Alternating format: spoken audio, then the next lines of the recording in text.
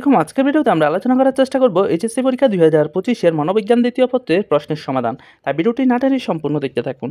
আর আপনি যদি আমাদের চ্যানেলে নতুন হয়ে থাকেন, প্রতিদিন সকল বিষয়ের প্রশ্নের সমাধান এবং সাজেশন পেতে আমাদের চ্যানেলটি অবশ্যই সাবস্ক্রাইব করে রাখবেন। প্রশ্ন নম্বর 1, যুদ্ধের 36 থেকে 50-এর মধ্যে তারা কোন ধরনের বুদ্ধি প্রতিবন্ধী? মধ্যম। ফ্রয়েডের মতে ব্যক্তিত্ব বিকাশের কয়টি স্তর রয়েছে? 5টি। ওয়েসলার বুদ্ধি অভিক্ষায় কয়টি কর্মসম্পাদনমূলক উপ অভিক্ষা রয়েছে? 6টি। প্রেতসমারের মতবাদ অনুযায়ী কোন ধরনের ব্যক্তিরা লম্বা, হালকা পাতলা এবং মেয়াদহীন হয়ে থাকে? অ্যাস্থেনিক। ডক্টর চৌধুরী বর্ণিত মতবাদের প্রবক্তাকে? William Sheldon.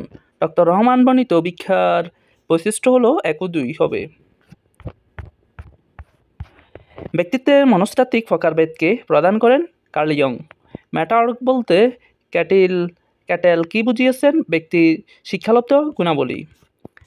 দৃশ্যকল্প 1-এ কোন মানসিক অবস্থা প্রতিফলিত হয়েছে? মানসিক চাপ। দৃশ্যকল্প 2-এ লক্ষণীয় মানসিক অবস্থার বৈশিষ্ট্য হলো 1 ও 2 হবে।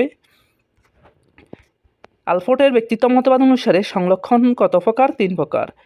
একটি অযোগ্যতা আড়াল করার জন্য ব্যক্তির অন্য কোনো যোগ্যতা উত্তমরূপে উপস্থাপিত করা নিচের কোন কৌশল অন্তর্ভুক্ত? ক্ষতিপূরণ। 13, হতাশার বৈশিষ্ট্য হলো 1 ও 3। মৌলিক চাহিদা পূরণে ব্যর্থতা, প্রতিবন্ধকতা, শক্তি, হতাশার মাত্রা নির্ধারণ করা। 14, জনাব আরিফ সাহেবের মূল্যবোধ হলো সামাজিক। শরীফ সাহেবের মূল্যবোধের বৈশিষ্ট্য হলো 1 ও 3 হবে। নিজ অধিকার সম্পর্কে অধিক সচেতন থাকা এবং অন্যের উপর প্রভাব বিস্তার করা। মূল্যবোধের বৈশিষ্ট্য হলো 1, 2 ও 3 হবে। পরীক্ষণের পরিবেশকে যাবতীয় অবাঞ্ছিত অবস্থা হতে মুক্ত রাখাকে কি বলা হয়? নিয়ন্ত্রণ। পরীক্ষার অভিজ্ঞতা কোন ধরনের চল? মধ্যবর্তী চল।